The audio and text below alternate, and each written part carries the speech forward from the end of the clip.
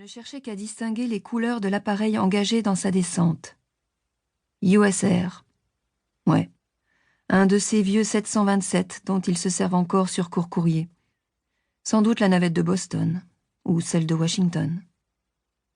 Incroyable la banalité, le n'importe quoi de ce qui peut vous traverser l'esprit aux moments les plus graves.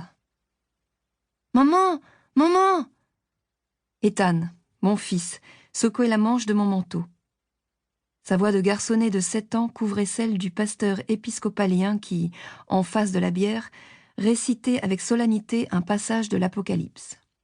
« Et Dieu essuiera toute larme de leurs yeux, et la mort ne sera plus, ni deuil, ni pleurs, ni souffrance ne seront plus, car ce qui est passé s'en est allé. » J'ai eu du mal à avaler ma salive. Ni deuil, ni pleurs, ni souffrance. On était loin de ce qu'avait été l'histoire de ma mère. « Maman, maman !» Ethan insistait, s'agrippait plus fort. Tout en posant un doigt sur mes lèvres, j'ai passé mon autre main dans sa tignasse d'un blond sale, et je lui ai chuchoté. « Pas maintenant, mon chéri. »« Mais je dois faire pipi !» J'ai refoulé un sourire.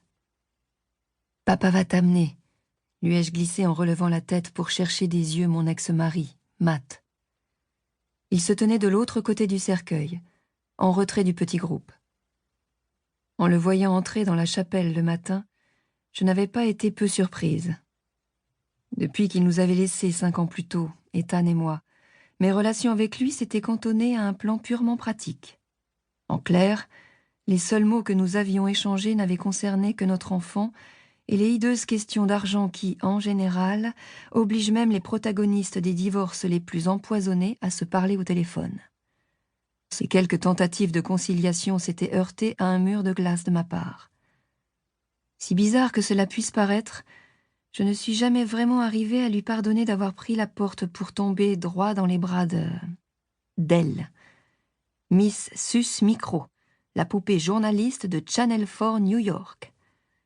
Ethan avait 2 ans et 1 mois à l'époque.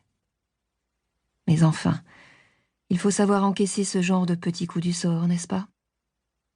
Surtout que Matt était si prévisiblement, si caricaturalement masculin.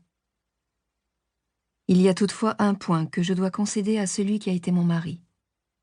Il s'est révélé un père aimant et dévoué. D'ailleurs, Ethan l'adore, ce que toute l'assistance autour de la tombe a pu remarquer lorsqu'il a contourné à toutes jambes le cercueil de sa grand-mère pour se jeter dans les bras de son père. Matt l'a hissé dans ses bras, j'ai vu Ethan murmurer sa pressante demande dans son oreille, et après un bref signe de tête à mon attention, Matt l'a emporté sur son épaule vers les toilettes les plus proches. Entre-temps, le pasteur était passé à ce vieux classique des enterrements, le psaume 23. « Tu dresses la table devant moi, à la face de mes ennemis. Tu parfumes d'huile ma tête, ma coupe est pleine à déborder. » J'ai entendu mon frère Charlie refouler un sanglot. Il était placé à l'arrière des rangs clairsemés. Il remportait haut la main le titre de la plus grosse surprise à ses obsèques, depuis qu'il avait surgi à la chapelle tout juste débarqué du premier avion de Los Angeles, aussi hagard que mal à l'aise. Il m'a fallu un moment pour le reconnaître, parce que je ne l'avais pas revu depuis 7 ans, et que le temps avait opéré sa cruelle magie sur lui, le transformant en homme d'un certain âge. Bon, je ne suis plus moi-même ce qu'on appelle une jeunesse. La mutation est toute récente, je précise. Mais Charlie, avec ses 55 ans, soit 9 de plus que moi, paraissait maintenant franchement mûr, pour ne pas dire usé. Il avait perdu la plus grande partie de ses cheveux et toute son allure.